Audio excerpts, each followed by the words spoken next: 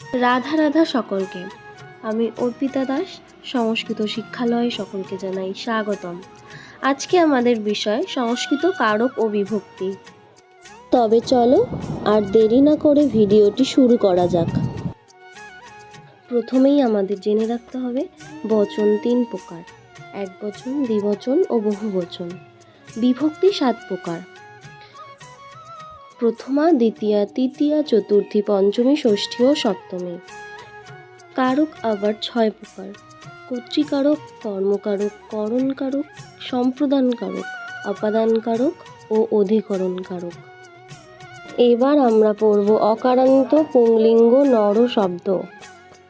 এবার দেখো তোমরা, আমি আগে বলেছি বিভক্তি 7 প্রকার। এখানে দেখো এই শব্দরূপে, নর শব্দরূপে 7টা বিভক্তি দিয়েছে: প্রথমা, দ্বিতীয়া, তৃতীয়া, চতুর্থী, পঞ্চমী, ষষ্ঠী, সপ্তমী।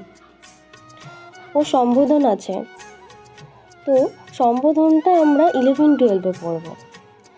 এরপর দেখো বচনে ভাগ করে দিয়েছে বিভক্তিকে: একবচন, দ্বিবচন ও বহুবচন। দেখো এক বচনে কি আছে? এক বচনে নরশব্দের প্রথম আর এক বচন এভাবে আমরা পড়ব। নরশব্দের প্রথম আর এক বচনে আছে নর, দ্বিবচনে নর, বহুবচনে নরা। হ্যাঁ, নর মানে একজন মানুষ, নর মানে দুজন মানুষ, নরাহা মানে মানুষেরা। দ্বিতীয়াতে আছে দেখো নরম, অর্থাৎ একজন মানুষকে, নর দুজন মানুষকে, নরান মানুষদেরকে। তৃতীয়া নরেন একজন মানুষের দ্বারা, নরাভ্যাম দুজন মানুষের দ্বারা, নরই মানুষদের দ্বারা। চতুর্থীতে আছে নরায় একজন মানুষকে, নরাভ্যাম দুজন মানুষকে, নরেভ্য মানুষদেরকে। পঞ্চমী নরাত একজন মানুষ থেকে, নরাভ্যাম দুজন মানুষ থেকে, নরেভ্য অনেকজন মানুষ থেকে। ষষ্ঠী নরস্য একজন মানুষের, নরয় দুজন মানুষের, নরানাম মানুষদের। সপ্তমী নরে মানুষে, নরয় দুজন মানুষে, নরেষু মানুষ সমূহে। সম্বোধন নর হে মানুষটি, নরৌ হে মানুষ দুজন, নরা হে মানুষেরা। এভাবে আমরা পড়ব। এরপর আমরা এই 7টি বিভক্তি যে পড়লাম, এই 7টি বিভক্তিকে আমরা কিভাবে চিনব? দেখো আমি পাশে একটা নোট আকারে দিয়ে দিয়েছি। প্রথমা বিভক্তি অ, এ, কে, শূন্য, অর্থাৎ শূন্য বিভক্তি, যেখানে কর্তাকে বোঝানো হয়। দ্বিতীয় বিভক্তি কে, কি, কাকে। তৃতীয়া বিভক্তি দ্বারা, দিয়া, কর্তৃক, সহিত। চতুর্থী কে, জন্য, নিমিত্ত। পঞ্চমীতে হইতে, থেকে, চেয়ে। ষষ্ঠীতে র, এর, দিগের, দের, এগুলো ওয়ার্ডের শেষে থাকে। সপ্তমী এ, তে, মধ্যে। সম্বোধনে হে, রে, ওহে। এভাবে আমরা বিভক্তিকে চিনব, অর্থাৎ নির্ণয় করব। বিভক্তি চেনার উপায় এটাই। এভাবে তোমাদেরকে শব্দরূপ ও বিভক্তিগুলোকে মুখস্থ করে ফেলতে হবে। এরপর কোন বিভক্তিতে কোন কারক হয় এটা তোমাদের অবশ্যই জানা প্রয়োজন। প্রথমা বিভক্তিতে হয় কর্তৃকারক, দ্বিতীয় বিভক্তিতে হয় কর্মকারক, তৃতীয় বিভক্তিতে হয় করণকারক, চতুর্থী বিভক্তিতে হয় সম্প্রদানকারক, পঞ্চমী বিভক্তিতে হয় অপাদানকারক এবং ষষ্ঠী বিভক্তিতে হয় অধিকরণকারক।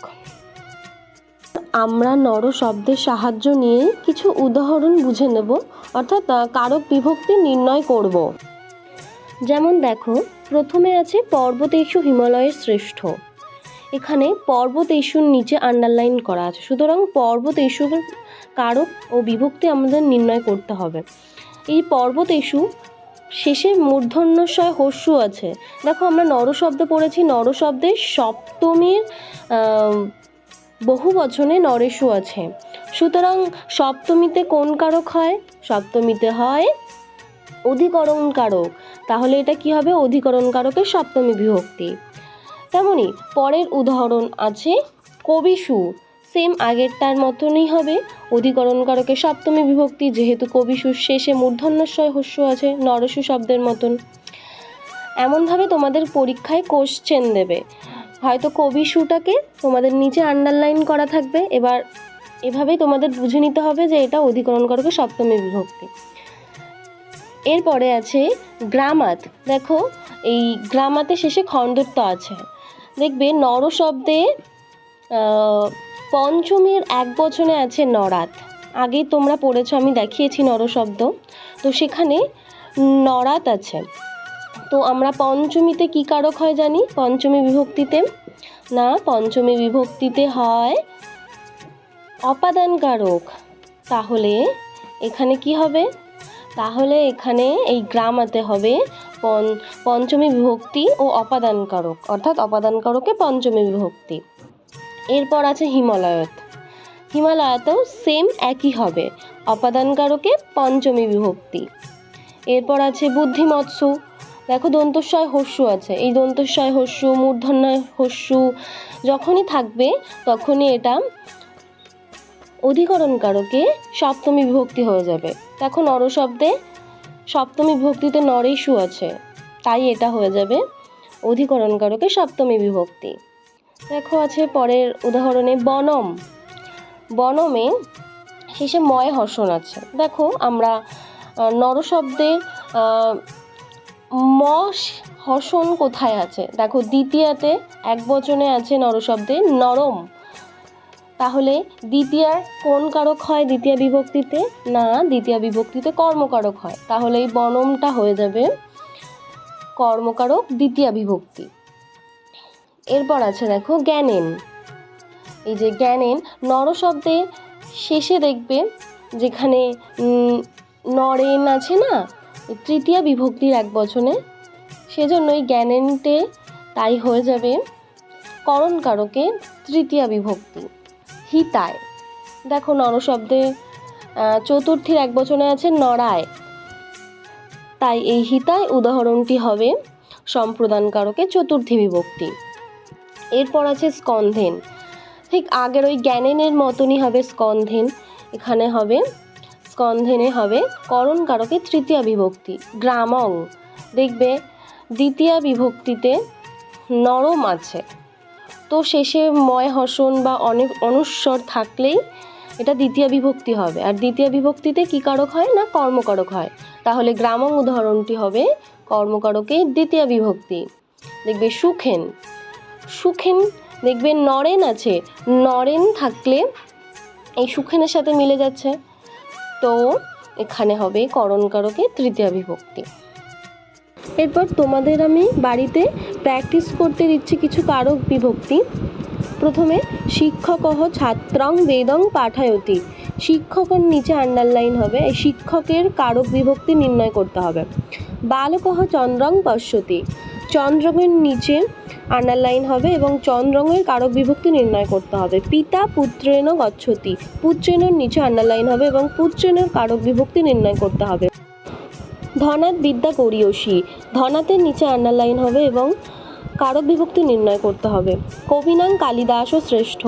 কবিনাঙের নিচে আন্ডারলাইন হবে এবং কবিনাঙের কারক বিভক্তি নির্ণয় করতে হবে। ব্যাঘ্র বনে বসতি। বনের নিচে আন্ডারলাইন হবে এবং বনের কারক বিভক্তি নির্ণয় করতে হবে। শেষে আছে মাতা পুত্রায় চন্দ্রং দর্শয়তি। পুত্রায় নিচে আন্ডারলাইন হবে এবং পুত্রায়ের কারক বিভক্তি নির্ণয় করতে হবে। এগুলো তোমরা আমাকে কমেন্টে জানিয়ে দিও। ভিডিওটি যদি ভালো লাগে অবশ্যই লাইক ও কমেন্ট করবে, সাবস্ক্রাইব করে দেবে চ্যানেলটিকে এবং নিয়মিত নোটিফিকেশান পাওয়ার জন্য নিচে থাকা বেল আইকনটি অবশ্যই ক্লিক করে দেবে। দেখা হচ্ছে পরের ভিডিওতে। ভালো থাকবে, এখানেই শেষ করছি।